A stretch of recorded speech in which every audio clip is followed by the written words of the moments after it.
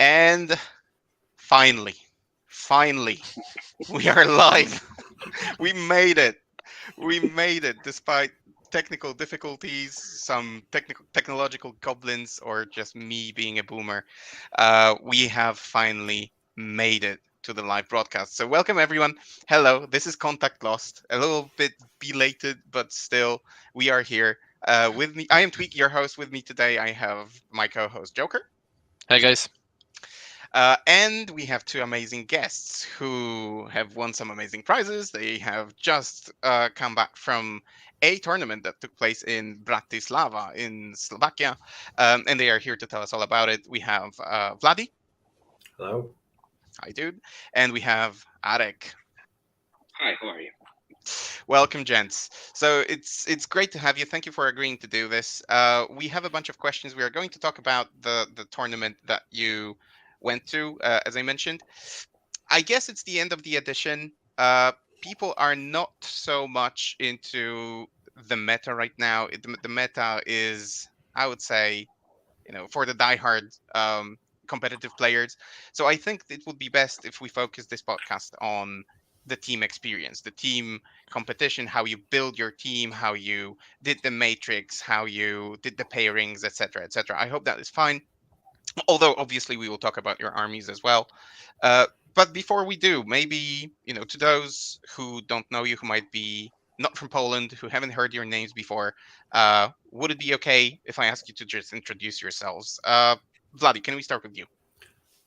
Well, I'm a veteran player. I played this game like more than 20 years. I am 3 times national Polish national team captain. I won ETC 3 times with my team. I attend from time to time. I'm kind of retired a bit, maybe. So I don't attend that many tournaments that I used to, but I still feel very much in the meta and on the top of things. Right. And you still pretty much travel around you travel around the country, and I have YouTube in the background now. I'm a real boomer, and I'm listening to myself. No, that's One more not time. mine. Okay.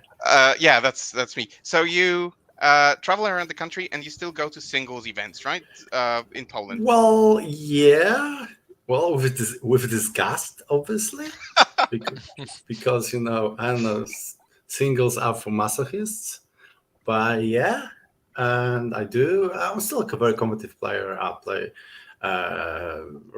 quite often on singles, on team tournaments. That retirement part was a bit of a joke, but I'm very much in the game. Yeah. And as we will see soon, also team tournaments. Arek, how about you? Do you have any WTC/ETC experience? Yeah, I'm just a little bit less than Vladdy because I'm not that old. But still, I was That's in true. WTC previous called ETC 2 times on the Merc team, and basically I rejoined the 40k and started playing immediately at the start of 8th edition. Been playing, I think, every major tournament in Poland since then. So, and I'm still more focused on teams rather than single tournament. But Polish when tradition. I can play, yeah, that's one thing is Polish tradition, and the second thing, like Vladdy said, singles are for masochists and they are boring right now, and they were boring a year ago. So nothing changed. All right, Arek. So while we have you on the mic, what is it about the team events that excites you, that makes you want to drop singles and just go to team events? How are they different? There are a few things because the first one that when you are playing your army in the singles, you are either focusing just or having beer and pretzels, pure fun, and you take whatever you want, or you are taking top-notch meta list that is that is the one strongest army or one of the 3 strongest army at this point, and then you have opportunity to win an event. So in teams, you're obviously are looking to take those kind of armies, because why not? When we are talking about competitive play. But if there are only 2 or 3 of them in the meta, how would you populate the next 3 or 5 slots?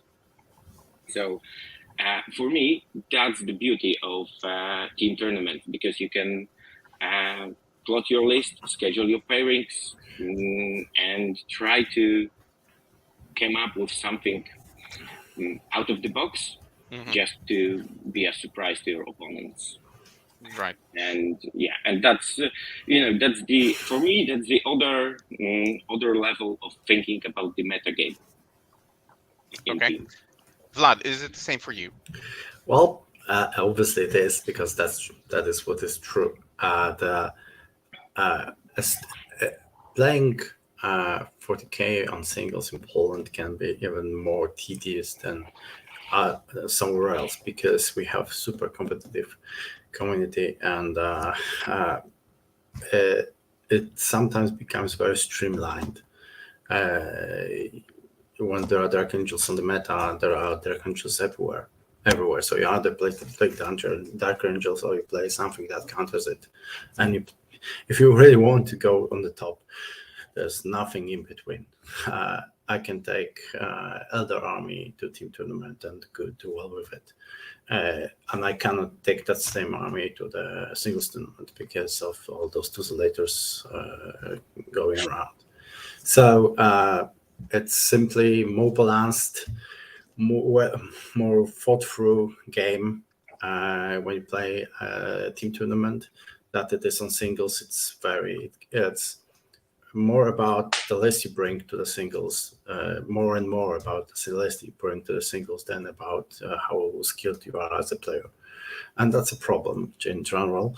Sometimes there are moments in the meta when singles can be fun, but then comes something very broken, and for 1 month or 2 months it's very difficult to play a single tournament and have fun with it, because there are some one list or some one army that dominates the meta. I had this gap where I played the tournament GT in Torun a few months back with Joker in the final game, and it was a nice moment in the meta when you for like a month, I guess, not very long, when you could play a lot of lists. But then came Imperial Guard, then played the Ultramarines, and then the single player experience became very tedious again. So on tournaments, you have a lot more balance in the game than on singles, and that's why we in Poland mostly play, or at least concentrate our efforts on team tournaments. Yeah, and we almost have as much team tournaments as we have singles tournaments, right? I mean, we're getting there at least. Yeah. That's the right direction. Guys, so let's jump straight to the Bratislava event. Arek, why don't you tell us about the event itself? I think it used to be the Prague Open, now Slovakia Open.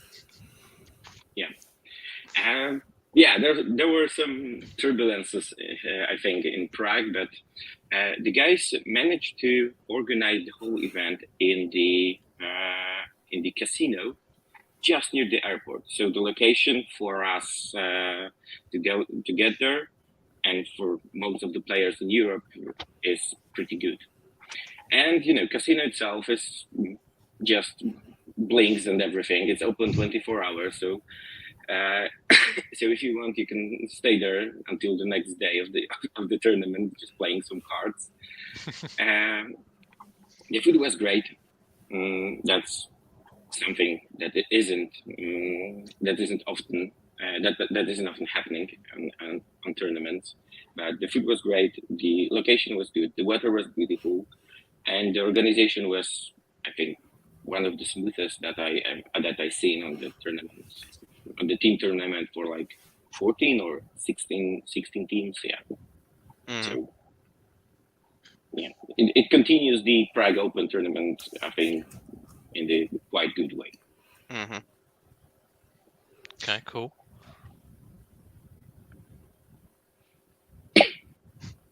Okay. What Vlad, now? so yeah, Vlad, Yeah, so and tell Is us. that is it my turn now? Okay. No, it's yeah, always it's like this I'm with more used to Joker. podcast, and Yeah, someone always tells me yeah, what I'm supposed to yeah. say. with So Joker we always juggle the yeah. questions. So it's like your turn, Uh, my turn, your turn, my turn, and we're still learning this. So Honestly, from my part, I had no idea where I'm going. I was, right, so I, so let I me got steer into you. I got into core in Warsaw, and I was dropped in Bratislava, and I only knew that I'm going to Bratislava. I knew nothing else. Uh, I actually went to Prague Open a few times in the past. I won that tournament with my team or some other team in the past. So this is just a continuation for me. It's quite close. There are some extremely cool people. All the, for example, Václav Baron is a friend, and I enjoyed very much meeting him again. So there are some and great people there, and competitive level is also great. So it's a nice tournament to be. So the guys, when I was asked if I want to come with the rest of the team, I said yes. And but I honestly didn't know where exactly in Bratislava we will be playing. But the casino was cool, but it was extremely dark. And we were joking that they were playing night admission because it was extremely dark. But the whole organization, the dinner, I was on the Alpine Cup like 2 month ago, A something month like ago, that. I think. Yeah, and in comparison, this tournament was far better dinner, better organization for me. But it was also smaller, so obviously it's easier. So basically, if you want to come next year, this is the tournament that I would go to. All right, great recommendation. 100%. So what about rules on the event? Most importantly, did the rules pack use the WTC FAQ and the terrain pack, or was it something completely different? Yeah, it was very standard WTC type tournament. In fact, it was identical in terms of missions, tables, and everything to Alpine Cup that was a month ago. They actually copied everything, missions, the order of missions, everything. So it was as 100% typical WTC based team tournament.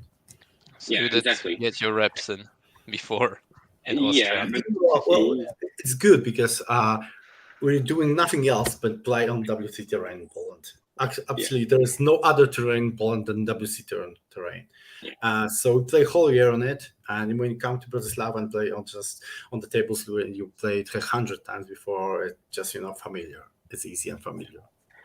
And that's actually a huge change from the Prague Open, because the Czech guys used to have some kind of their own imagination of terrains and rules packs, and I think them joining the WTC family is a good step forward for whole And community.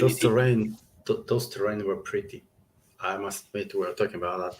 In Poland, we have not painted terrain, as some of you know, It's and burnt, not painted. and it is met with some criticism in our community that the competitive side of the community is concentrating more on the effectiveness of those terrain and not how they look like and how it looked like. And in Bratislava, this WTC terrain that was there on all the tables was perfectly prepared. I don't know it wasn't painted. It was pre-printed like that, but it looked very nice.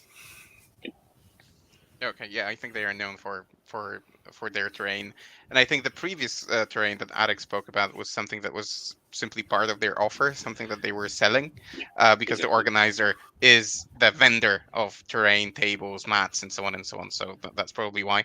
And yeah, it's a relief to hear that they joined, as you said, Vladdy, that they joined the WTC family, because at least it's all standardized. There are no surprises for the players, etc., etc. Okay, so that's about the tournament itself. Now let's talk about you guys. Let's talk about the team that you brought. Let's talk about the army composition. So, why did you choose the armies that you have chosen? Were you trying to counter some sort of meta that you were expecting to be there? Were you trying to counter some teams that you know that would be there? What was the thought process behind your army composition? And let's go with Arek first. Okay, so at first we were trying to get an optimal army composition, which were, I think, Iron Hands, Demons, Eldari, World Eaters, and the fifth one, Orcs. Yeah, exactly. And then it came up that Kruger, one of our players, isn't particularly happy about playing Demons or World Eaters. So he played a few test games with those armies. He said that he didn't like it.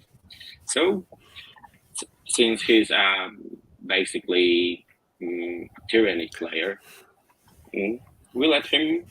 And he, for me, he always came up with something, let's say, funny, but very successful with Tyranids. So with help of Vladdi and other guys in our team, we came up with, I think, quite good Tyranid list for Kruger. But, yeah. Right, then just to jump in, the other guys on your team, and it's also worth mentioning who they were, because it was Kruger who won some tournaments in Poland this year, singles tournaments.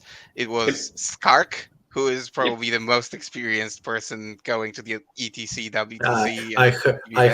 I heard one of the Czech players saying that they idolize Skark. I don't know for what reason. I mean, the whole world knows him. The whole world knows and has learned to respect him. So yeah, there he is, and he's on the national team for this year as well. And then there was Zozo, who I think has also been to the ETC, WTC a couple times. Yeah, I think at the end of the 7th. Yeah, something like that. So yeah, all seasoned players. Yeah, basically, because actually Arek was in the Romania for most hour of the time prepared for the tournament. The thing is, first is, as Arek said, that was our first composition. But then after we made this table, with the army, and then there are like 25 armies that we consider maybe in the meta, and we put some armies we wanted to take.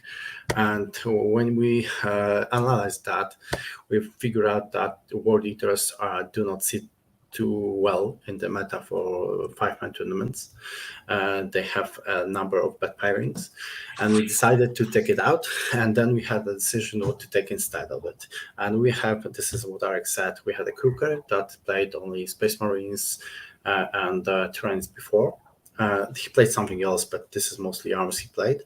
And in the end, we decided that, especially against the stronger teams, we want to have a stable defender, and we went for Tyranids.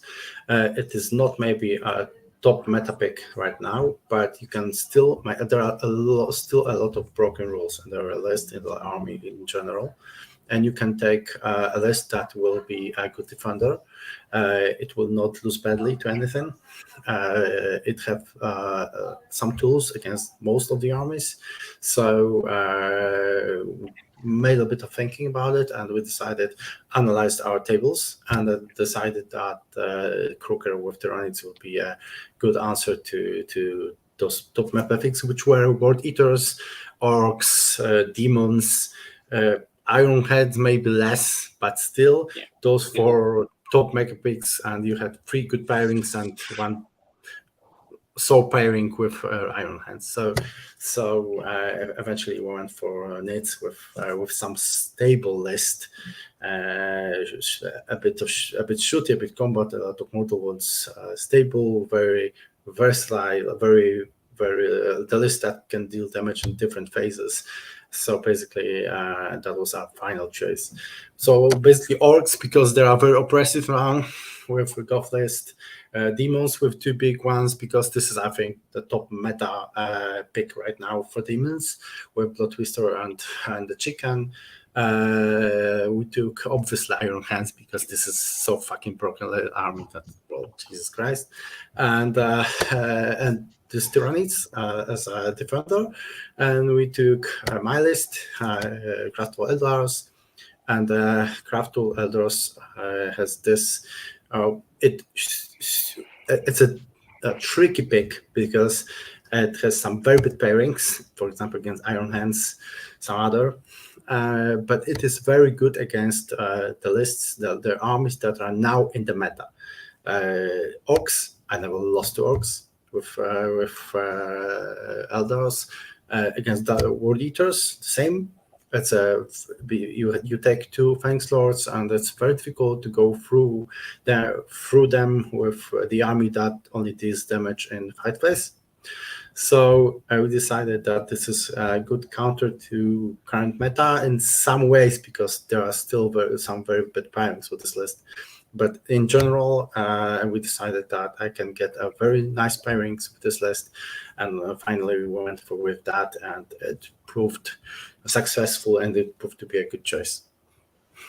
Yeah, and you asked that if we prepared to counter any armies or teams, and I think that we didn't prepare to counter any specific list, because maybe I don't think there's a hard counter for Iron Hands right now. Unless you are picking the Zinj demons, but that's just a bad list to any other meta pick right now. So you will lose to World Eaters, you will lose to Orcs, you will lose to any other demons. So that was off the table. But I think we prepared to let's say counter the other Polish team that were in the event, that they finished second, the Krakow Smoke Brigade. We knew the players, we knew what they were doing, we knew what they were testing, so we tried to that is true. Analyze and try to foresee what they will be taking to the tournament. So, Arek, why don't you tell us a bit more about your list? Was it like a good second defender? What good matchups does it have? And how do you see demons in this ending of night? Yeah, okay. So, the first question, we haven't had any dedicated first or second defender, because, like Vladdy said before, we have done a meta check with all of our armies against all of the meta. So 25 matrix that is 25 to 50, and we need all of those preparations, all of those pairings. So we are prepared for every team. So we have our first defender and our second defender and our most successful. Basically, we went through so many pairings that in the end, when we made those pairings, when we analyzed those pairings, it just happened that every time against every team we had different defender, because when the pairings, the way the pairings went, we did this one defender in a very specific and against those specific opponents gave us the best pairings at the end. So when I prepared for the tournament, I was prepared to have Tyrannids as a first defender. But when I started making pairings, I realized that against different teams, different army will be a good defender. So it's difficult to say. One army didn't have only one purpose in the team. Against one team, it was a defender. Against the team, it was better if it stayed for the last pairings on hand. So it wasn't that easy. But I'll give you an example. Only against Krakow Smoke Brigade, we wanted Tyrannids to be first defender, and we played it a bit tricky. First 2 rounds, we didn't put those 2 rounds first. Mostly because we thought that we will have better pairings when we at the end if we put some other armies first, but also to trick other Polish team to Krakow's. Well, this is team tournament This is the team 101. tournament. 101, yeah. Mind games. This is the thing I used on other ETC when I was captain. You never when you have this first rounds, you place as a first defender not the army that you want to take as a first defender against strong armies, against strong teams, because you need this element of surprise. The small elements of surprise usually, not always, but sometimes does the trick. And I do think that in the very pairings against Krakow, it did the trick. They were surprised. I do think that they were surprised, and we got a very favorable pairings in general from that round. Yeah, but it seems that in order to do that, you need to have a flexible team like yours, and I Yep. mean flexible army composition, and then Yep. you need to have high skill players who can actually carry even in or like deliver a good result even in an unfavorable matchup. So only testament to your skill, knowledge, and everything that you brought to that tournament. Yeah. So, Arek, if you want to say more about your army. Okay, so back to my demons.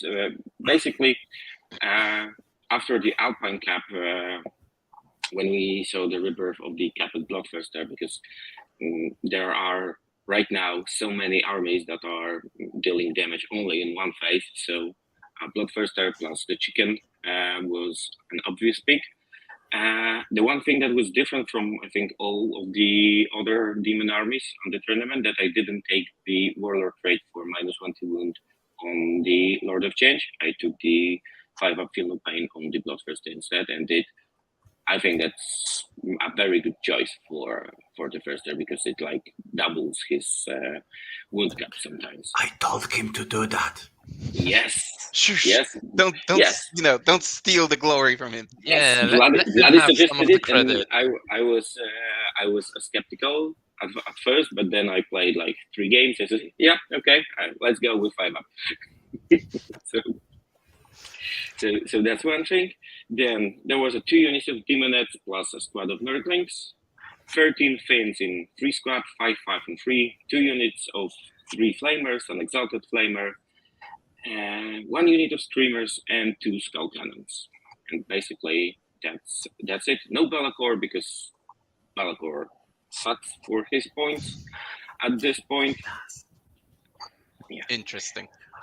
So, regarding that Bloodthirster Warlord trait, was that also mind games on your part, Vladdi? As in, people see the Psychic Pigeon, oh, this guy has a -1 to wound. There's no point attacking him. But actually, not this time. It's all about mathematics. You'll get to know mathematics in 10th edition when you're gonna count who scored the objective. Believe me, and it's all about mathematics. And when you count how many actual wins in current meta you will save by 5+ Feel No Pain on Blood Twister, especially that he has to go forward, and how many wounds you will save on chicken that can be avoided throughout the game, you will come up with a simple result that 5+ Feel No Pain is just so much better. You will get so much more value out of it than on -1 to wound on the chicken. It's simple mathematics. Mm-hmm. Okay. Sounds like an overall powerful list. Still, I'm surprised about the lack of Be'lakor, because that seems to be the staple. Be'lakor sucks. Well, it seems, if you look at Come on. Do it to yourself. It's not a model. It's a weight. You know. I'm not really seriously. Be'lakor sucks. Come on. Yeah, He never does anything. I played against Be'lakor on this tournament in Bratislava. I restrained him with a restraining him throughout the game. He moved 6 inches every turn, and he sit on this in the middle of the table doing nothing whole game. Come on, he's just not. He does nothing. And even if he get to close combat, he has like 6 attacks, and then you are hitting something with transhuman. Good riddance. So he's not. It's not that bad. But I do think there are better things you can take in demons instead of Be'lakor. and he blocks the only good word or trade that you can take. That's true. All right. Maybe he'll do better in 10th. We shall see. With spreading the shadow all Well, over the place. answer the question immediately. He will No. be in every demon list, in every single demon list. There will be Yeah, no he will demon be. list without Blacker. It's easy. Thank you. What Yeah. did I win? Come on. Yeah. All right.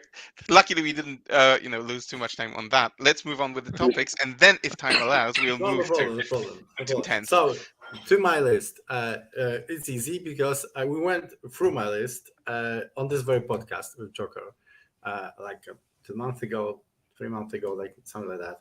So I didn't change much. So it's the same list. Well, I did change some. One thing I changed Swift Strikes to Vengeful, and that's it. So basically, I have 2 Phoenix Lords and some elder fuckery in general. Mostly typical stuff like Hell Strike, Paragon Blade, Shining Spears, things like that. I have 9 bikes with Shuriken Cannons as a hard hitter. So basically, this is another list because I have 2 Phoenix Lords, Kandras and Baharot, and those 2 models, just the same as the Bot Twister, are very unfair to some armies. They're so unfair to some armies. Come on, like orcs, like World Eaters. Jesus, they suffer so much playing against those models. And Karandras basically on this tournament, he was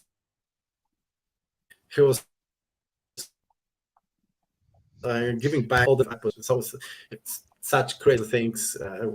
He survived like for 8 rounds without first catch, without losing a single wound. Vladdy, I think we are losing you.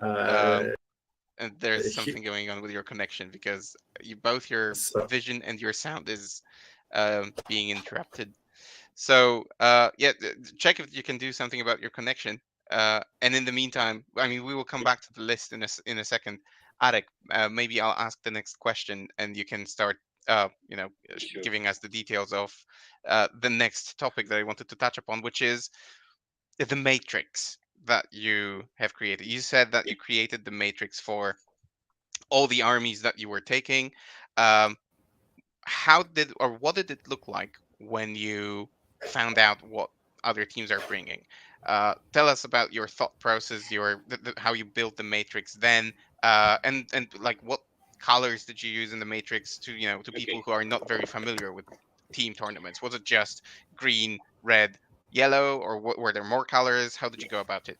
Okay, so first, when we did the meta check, we just put in all the columns the armies that are currently playing in the meta for all of the factions, for all the factions, and then on the left side in the rows, our armies that we can play, that we are familiar with, and that will probably do some work in teams. And from that, we picked our composition.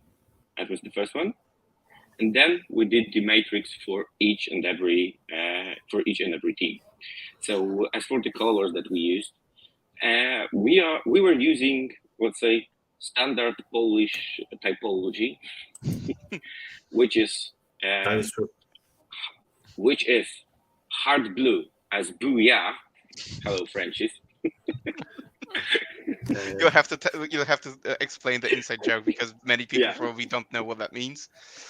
Yeah, so back in the dark COVID days, we were playing a sparring TTS game with some French national team representative, and after the matchups, we have shared the pairing metrics with each other, and the French had some strange blue color, and they mark it like, I think, 30% of their pairings as a booyah, which is straight 20-0. In their favor. And as expected, they brought like maybe 5 points out of their 3 booyahs. So we adapted the booyah thing. and we are using it very rare. So, Definitely more Well, moderate. there was no booyah in our tables at all. no booyahs. Yeah. Then we have a hard green, which is like 15 plus. Standard nice green is a 12 plus. Then a yellow one, which is 8 to 12, goes both way. And So on the this drawish pairing, area. yeah, it's a drawish area. But on this pairing, the player is obliged to put some kind of a comment, because that might matter if it's more than, it is like 10 to 12 or it's hardly an 8. And then it's a orange one, which is not less than 3, but more than not less than 3, but not more than 8. Red up to 3, and then we have only and then we have 2 grays, which are just roll-offs. So Yeah. that's the standard thing, I think, that everyone in Poland is using right now. Okay, Vladdy, did you have any I don't know, disagreements about the how people measured their pairings or something like that?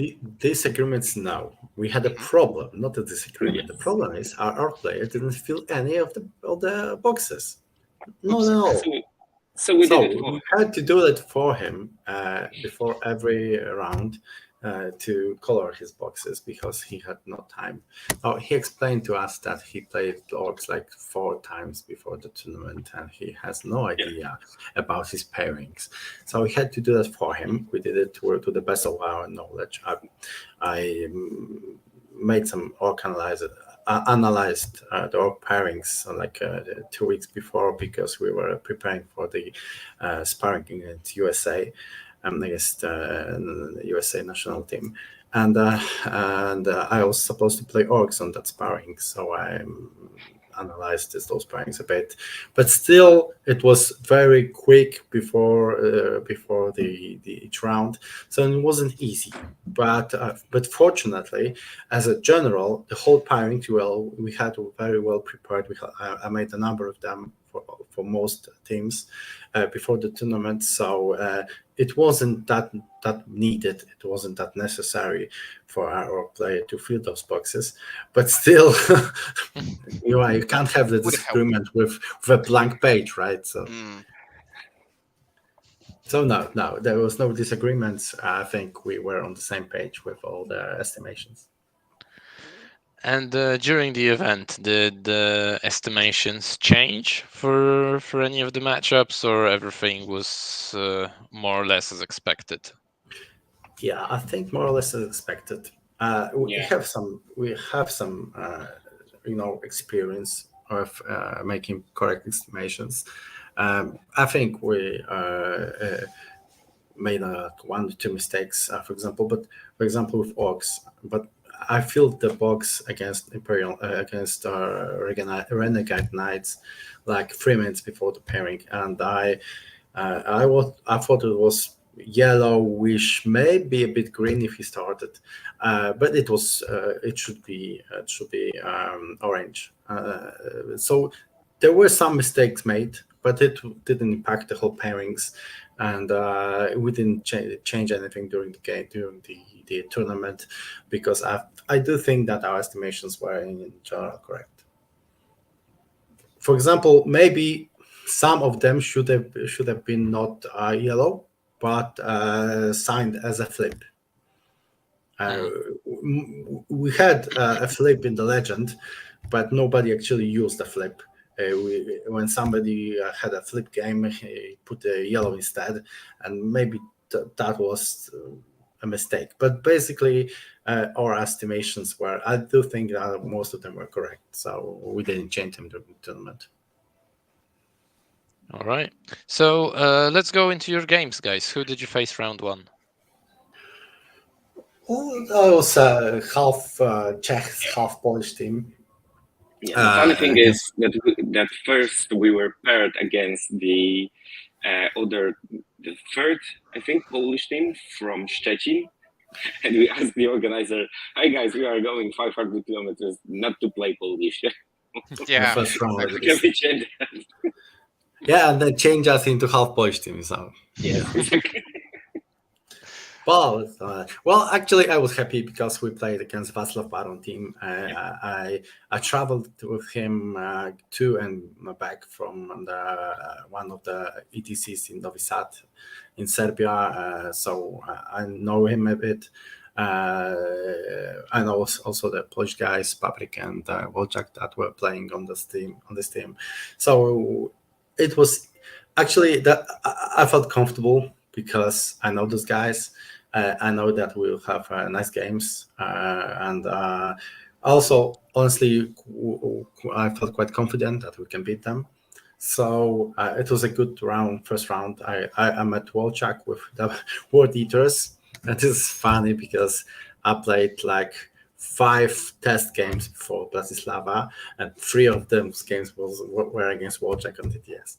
So, and I met him in the first round of the tournament. So that was fun. But the game ended similar to our test, even better for me because of some good rolls. I was able to take a big win out of it. Our team took a big win in general. I'm not sure what Arek brought. 71 to 29, I think it was overall. Yeah.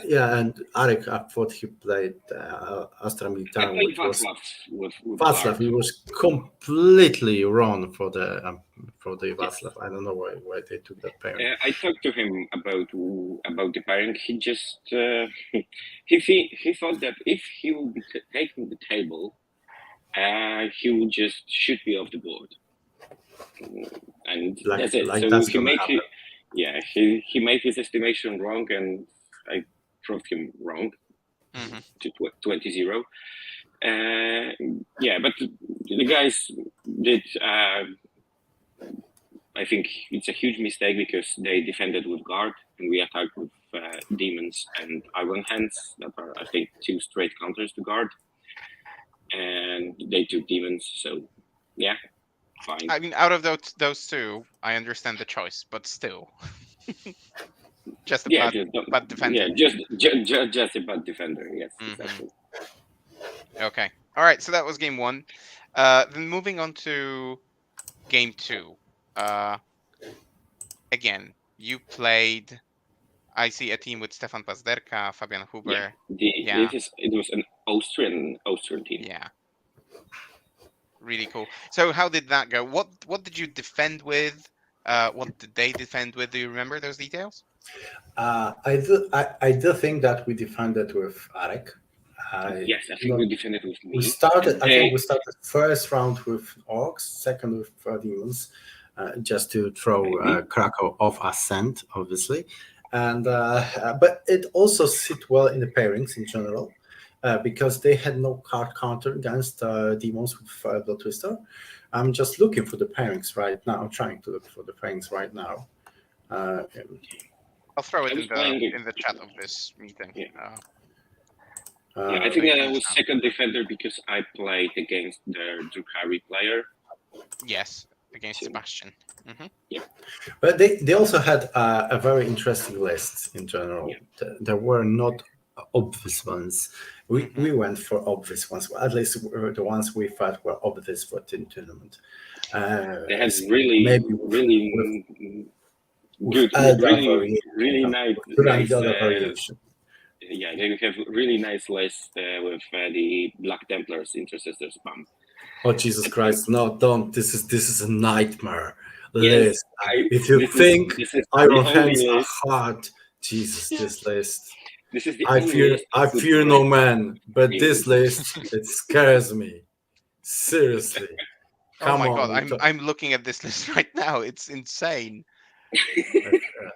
So just to let our listeners know, Primaris Lieutenant with Storm Shield, and then 1, 2, 3, 4, 5, 6 squads of 5 squads of Assault Intercessors, a squad of Infiltrators, and then 1, 2 Gladiator Lancers, 3 Gladiator Reapers, and then 1, 2, 3, 4, 5, 6, 7 Impulsors. That's insane. How does that even play? Because I see he won. So goddamn weird list. Come on. Yes. They have a lot of shooting. the ability to charge after advance with those guys in transports, a number of OPSEC, 2 orbital bombardments that if you don't know about, they do have orbital bombardments. If you park everything in one ruin, they will obliterate you in 2 turns. So basically, there's a lot of things there to worry about. There's a huge number of shooting.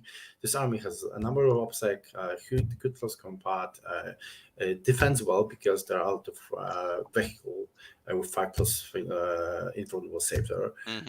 So I didn't play against that list, but I watched and I talked with Celso after the game, and I watched them playing a bit because my game was a bit easier. And Jesus Christ. Kevin, actually, if Kevin is listening, if he will be listening, kudos, man. This is a great list. And we told him that at the tournament because he deserved that. It was a very well thought through list, not exactly the first thing you take in the meta, and generally great list. It's actually a pity that the edition is ending and he will not be able to shine with this list somewhere else. You never know.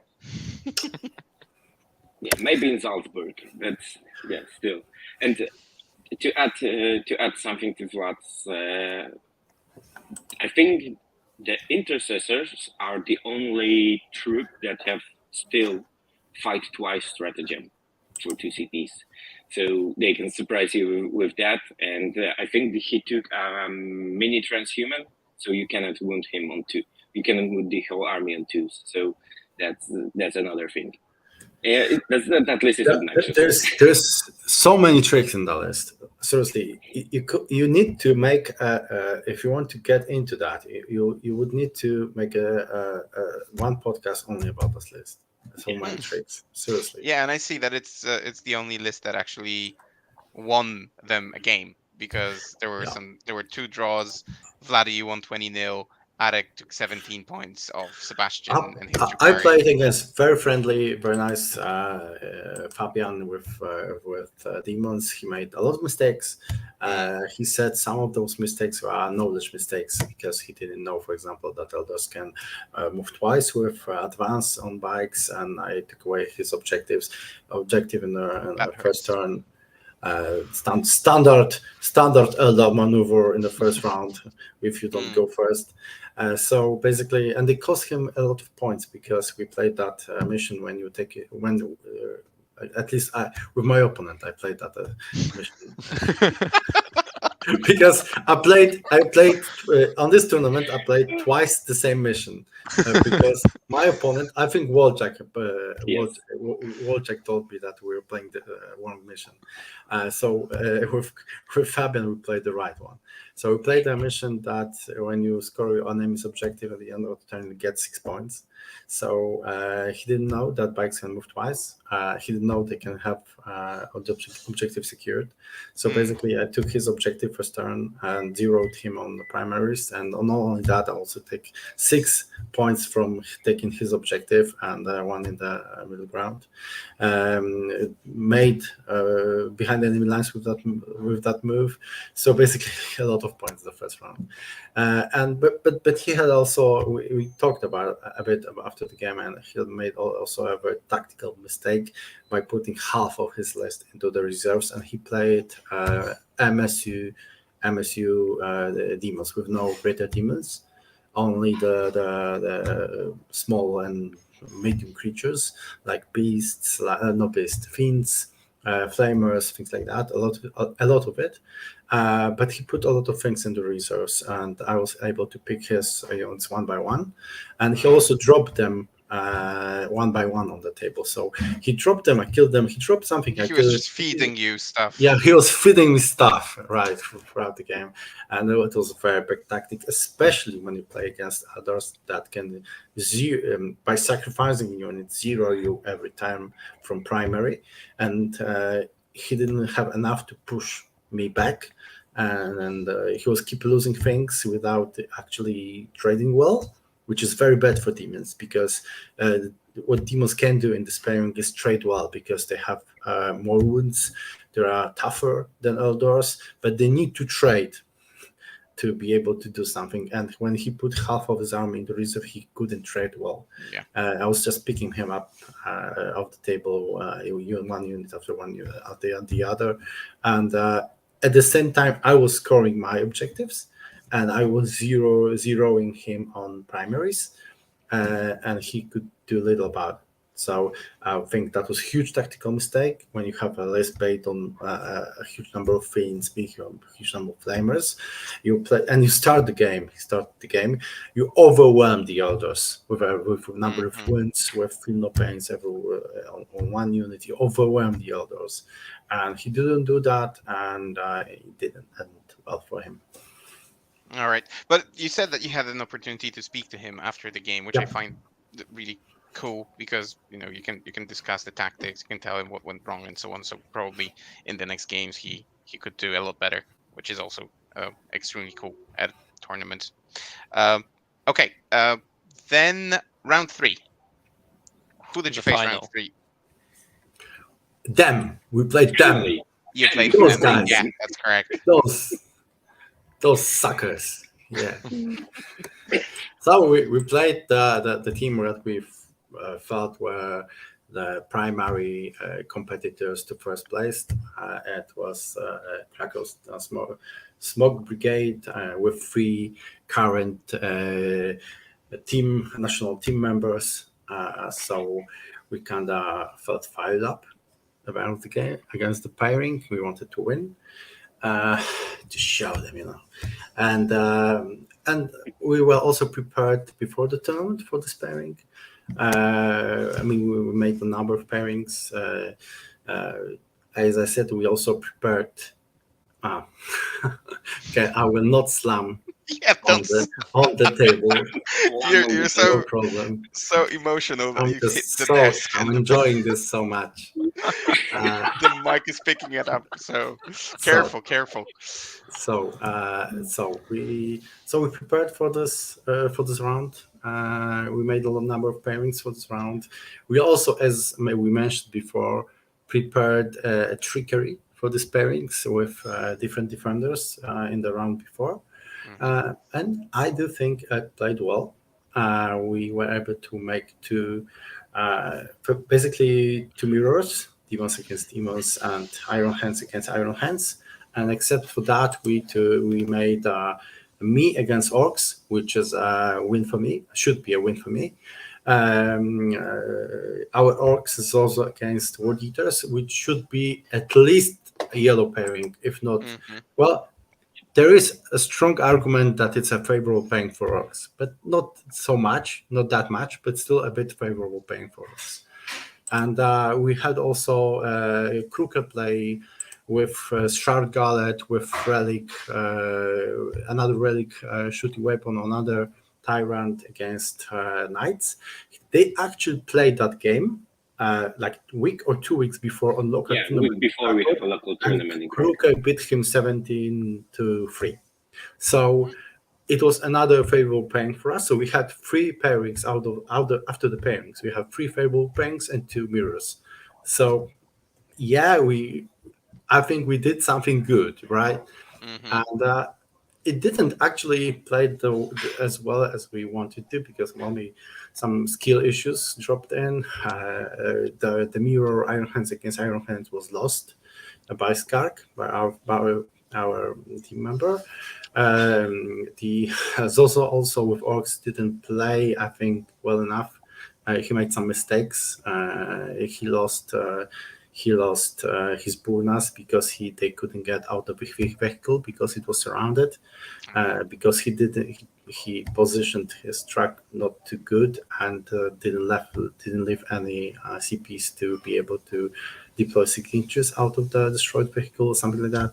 So basically, but in the end, I think we outpaired them, which saved us a draw, basically. Okay, well done. I mean, I'm curious what happened in the game between Pumbaa and Skark. So Astartes versus Astartes. I have some input if you really want to know.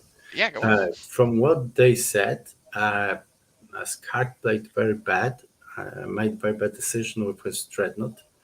They each have Volkite Dreadnought, which is very important in that pairing. And Skart plays it defensively and had after doing the game, had very big problems with finding targets for it, while Pumba plays his on the flank and had picked up Scout targets very easily.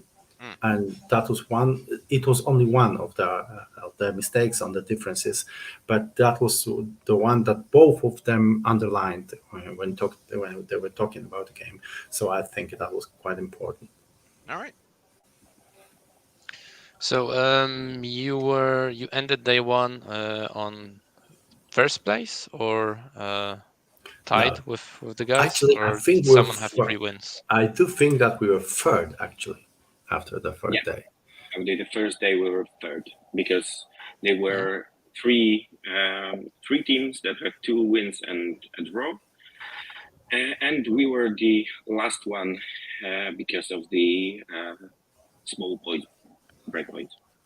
Mhm. Okay. So who did you pair into Sunday morning, round 4? I don't know. Round 4. I think it was SK1. So SK1. I think it's Slovakian it was team. it was local Slovakian team. I think there isn't much to talk about in those games, unfortunately. My opponent was very tense. It was one of the tensest game, more strictest game I had this tournament. But he played very. He didn't play too well. He had very interesting list that would give me a scare. Dark Angels with some speeders, with Black Knights, with some Terminators. The mobility of that would give me a scare, but he did play it very similar to what Fabian was playing with his demons earlier, putting one Black Knight in the middle of the table, one after the other. So, the nine shuriken bikes with 4 wheels are just, shredding through those bikes easily.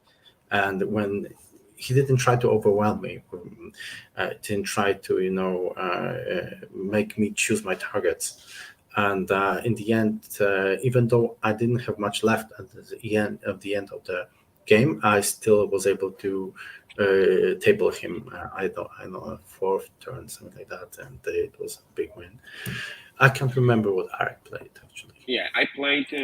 We defended with demons, and they attacked with Custodes and Eldars. And since I don't play with Eldar or against Eldar, I took Custodes with 7. Religion forbids him. It's a religion thing. He can't play against Eldars with Eldars. So every time it's a red one. So I took on my table, which was like, I think that was the most dense table in the entire WTC setup. I took shooting Custodes list with 7 dreadnoughts and 3 Gladius tanks with no infantry. So basically I deployed on the line behind the buildings, started the game. It was a mission 13, so I done 16 points out of the demon secondary in my second round.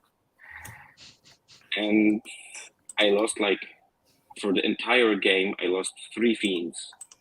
And Wow. that's it. Well, So yeah, because either he wasn't able to shoot anything beside the Bloodthirster or the chicken, and if he sees me, he's dead basically, and that's it. So you had full control of the game pretty much from start to finish.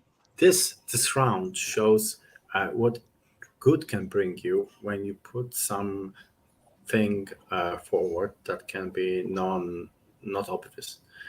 Demons are not obvious first defender, and when you look at the pairings, we were able to put Iron Hands as a second defender, and the only things they could counter because of how the pairings went Yep. was, for example, one of the other armies that they countered, but because they had to at that point, were Craft of Weather. And as I said at the start of this podcast, this is a very bad pairings for those, and also because Kark was able to choose his table, so it was a slaughter.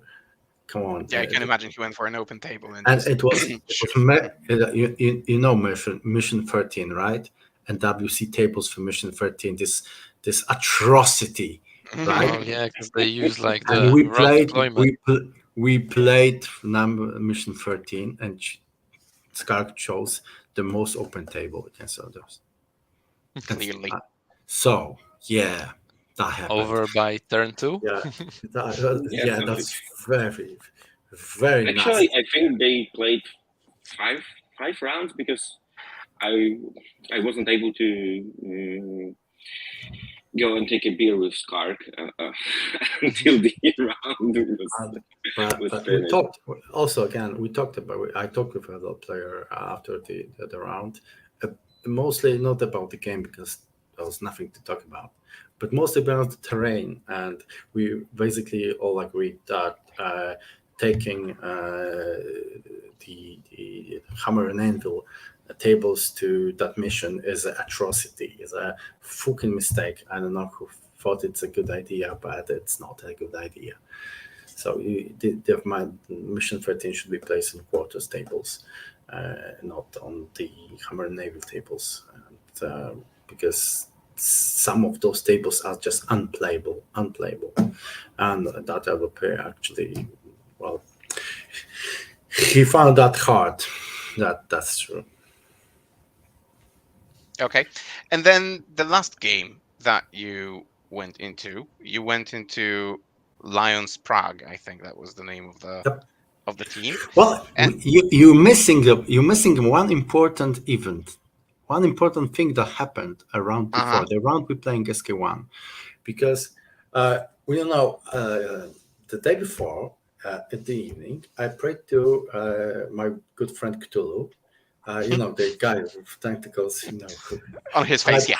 I prayed to him and I made sacrifices, obviously. That Krakow's team lose some points, and who knew? they played Prague's Lions in the first round, the second day, and they drew. Well, shit happens. So what happened there?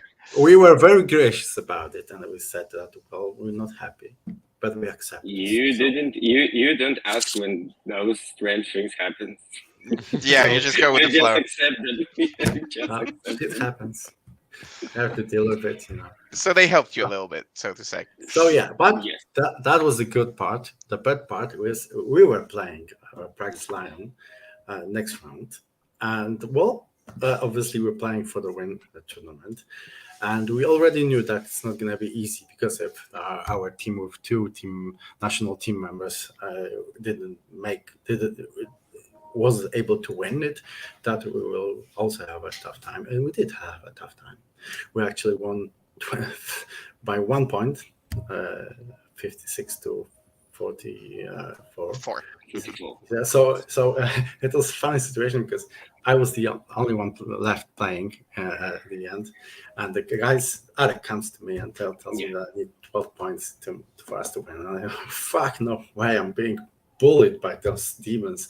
No way I'm making 12 points. And I am looking on the table, and Jesus Christ, he don't have any models. So he got a bit angry with me, and he got outside. He went like 1 or 2 rounds again around the casino to calm himself down. And when he came back, I told him I made those 12 points easy, no problem. That's so cool. You should have seen his face. I was so stressed, really. Well, you always, when I say 9, you should always read it as 12. It's, that's my thing. But yeah, it was typical Elder against Demon game, exactly the same as I played. In general, then I play against Joker, and how it went, uh, how it developed. I was being beaten, I was being bullied, but I was taking primaries from the demons. I was scoring my missions. In the end, I was left with almost nothing alive, but still managed to take 12-8 victory. 12 victory out of it, because our demons had only 2 obsec units. I had more. Actually, I have infinite obsec unit because I can cast Will of Assumption of something on something. And so I was taking primaries from my object from my opponent. I was making my non-interactive secondaries, making them, and because of that, I was able to score enough. So even though my opponent was everywhere on the table in the last turn, and I basically had now almost no models, I still was able to win. All right, so tell us what went on in Zozo's game. First of all, because that's Orcs versus Chaos Knights. Uh, if anyone looks into Tourney Keeper, they will see that Chaos Knights took this victory, and it was a pretty big win, 18-2. Was that Did Zozo take one for the team, or how did you basically score this Yes, pairing in your matrix? yes, and no. Well, he did took one for the team, but we didn't actually know how that he's taking one for the team. That was not Correct. intended. Plus, Mhm. well, actually, the honest truth is that we made the pairing in our in the box was I can't remember. I think it was green, which was a Yeah. mistake. Obviously, it wasn't the green pairing. I said it at the start of this podcast. This is the game that I was referring to. Yeah, okay. It was an orange. It was an orange pairing, but I would pair him the same Mhm. because, as I said, I was prepared for the tournament. I made pairings even without Oaks filling the tables, and I would pair him the same because it meant that all our other pairings went well.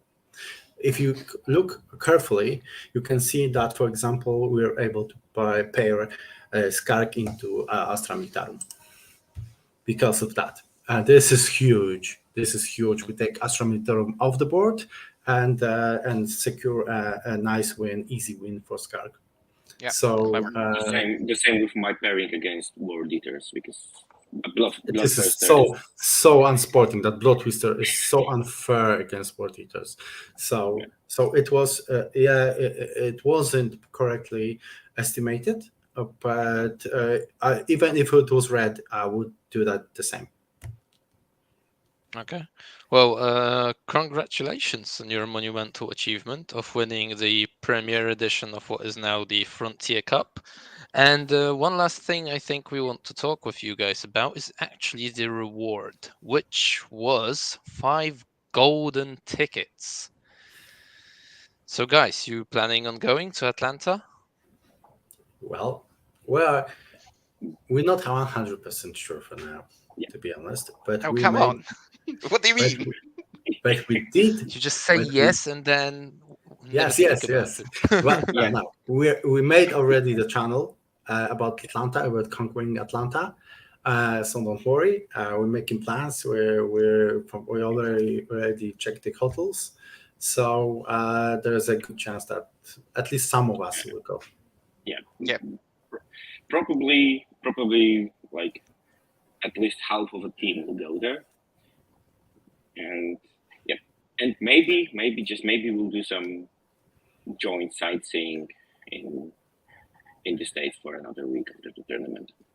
So can you do something about the tickets that you do not intend to use or something? Like, can you pass them on to someone or make them a prize in a I, different tournament, for example?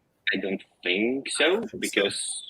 because from the mail that I got forwarded from the GW, it's that you use your special code with your name and the name of the tournament that you win the ticket, and then you are granted.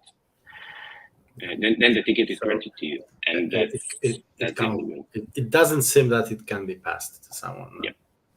Yeah. Okay, so many podcasts and so on, many celebrities in 40k who have already secured their tickets. They actually talk about the golden tickets, but I don't know if our listeners know what this golden ticket actually means. So what does it grant you? What can you capitalize on? What kind of tournament can you join thanks to that? Arek. It's called Warhammer World Championship or World Warhammer Championship or something like that. But is it So it's singles? It's a team? What is it? WWCTTCT. So or No, whatever it's it is. An abbreviation. it's Yeah. a singles. Yeah, but yeah, it's a singles. It's shameless. It's a singles event. But the thing is that you cannot get into this tournament unless you have the golden ticket so far, right? Because it's the biggest invitational in the world, I think, right now. Right. So And it we will don't be get hosted sorry, in go on. Atlanta by GW in the November this year. Right, and we don't get too many opportunities in Poland to get a hold of golden tickets because I think we only have one tournament, which is a team or two now. Two. Okay, I'm Two late. golden tickets, not two tournaments. Two golden tickets. Oh, two golden tickets. And For whole it's two account. tournaments because one is for DMP, so Team Polish tournament. Team Championship, and the second one is on Hegemonalia, which is on like 2 weeks. So we have two golden tickets for whole Poland, and we secured like 5 on the one tournament. So that was our goal to get to Bratislava. I guess some people in Poland must have taken your victory with a sigh of relief, because that means that since you already have your golden tickets, other people can get golden tickets now, even if you win. No. I think so. Because I think it works like If that. they take them from our dead hands, then yes. No. What I mean is, like, you have your golden tickets, and now if you go to a tournament and win the golden tickets, you don't. Well, you already have them, so someone else can give them. I like We to have talked stash about things, it. I like to forward things. I can take 2 tickets, no problem. And build your own team. No. Me Talk to and my Vladdy. ego You registered gladly go twice there. with 2 armies. Yeah. Well, yeah. Well, actually, we have the same team for the Hegemonalia, so there is a reasonable chance that unfortunately one of the Polish tickets is gonna be wasted. And well, it's not like we're gonna, not do that. Yes, we're gonna do that. Yeah, I see you're relishing that thought that you actually could take this away from someone. I'm Welcome joking, to Poland, but guys. not fully, So yeah. All right. Well, Okay. we'll just play a normal tournament, and obviously, And if it happens that we win, Yeah, whatever happens. then it's supposed to happen, right? Okay. All right. Guys, any final thoughts maybe about team tournaments, maybe your recommendation to our listeners, to people who are not that familiar with the team setting, maybe not that familiar with the WTC, with going as a team, going as a mark, anything that you can recommend? Last sentence from every single one of you. So, Arek. I think that for the guys overseas, I think just go with more team tournaments, and after you play like 3 of them, you will never go back to singles. Right. And just, you don't need to have an optimal team composition. You don't need to have all of the bullshit meta analysis that we talked about for our last hour. Just go as a team. And for me, at least, playing as a team is like 3 times more fun than playing in single. Just if you are afraid that you won't do your best or you get the bad pairings, etc., fuck it. Go for a beer pretzel game on the team tournament. The beer is better there. Okay, so from me, we have a community that gathers around on the tournament that's considered a GT from around maximum of 100 people. 50 is standard. We get to 100. And our team last year went to WTC and took second place. and beat United States along the way. So the celebrity, yeah. So if you want to have a community like that, you have to play more team tournaments. You have to concentrate your whole year around the team tournaments. And if you don't do that, that you will never be where we are. That's unfortunately a fact. That's it. Single tournaments will never provide you the experience needed for WTC, and that's it. And he started tapping on the desk again, so he must be very emotional about it too. Joker, do you? I mean, you've played some scrims for Team Poland as well. So, do you have any recommendations? Just get involved, definitely. If there's a community like that, if there's like a national team trying to engage the community, just get involved. I mean, it's beneficial for everyone. For yourself, you can get a chance to be a better player, and the guys can get some insight as well from your games about certain matchups, pairings. Yep, couldn't say it better. Don't be anonymous. Just go to your team wherever you are. Show yourself. Show that you're interested. You could become a faction specialist to help your team, to build the team for the WTC. Even if you don't go, you might get an opportunity to at least meet the players that you haven't met before, help them build the team, help them build the army composition, etc. So there is a lot of value added in just not being anonymous. So yeah, take that piece of advice from all of us. Joker, would you like to do the plugs for the show? Yep. So guys, we're on almost every social media. So if you like what we do, please follow us, like, subscribe, hit the bell button, visit our blogspot page. We're doing a nice series of articles currently, trying to transition each faction from 9th to 10th. So be sure to check that in. Also, we're on Spotify and almost every podcast media as well. You won't have the visuals from this, but you'll have all the important stuff that we were discussing. Very nice. Thank you, Joker. Hopefully next time without technical difficulties. Hopefully also with a nice countdown, so the show doesn't take you by surprise. But we're working on this, so we shall see. Anyway, Arek, Vladdi, it's been a huge pleasure to have you and to listen to you. It's always a pleasure to listen to highly skilled players who win and can boast their skills and share some strategies with us. So yeah, thanks a lot. Thank you, thank you for inviting me. Thank you very much. I'm only sorry that didn't have a chance to whine about 10th edition, but that will come. Next time, You can still write an article for me because there are some factions that I don't have a coverage for, so you can moan there. You only have to ask. And then, to all our listeners, by the way, if you read those articles, those interviews are with faction specialists from Poland, and then we do some speculation about the 10th edition, but the intention is to have them over on the podcast live, like now, to verify whether our predictions were correct and whether the armies are doing better or worse than what we predicted. So if Vladdy writes an article, I'll drag him into here to actually talk about the faction that he will write about. So stay tuned because that possibly will come in the future.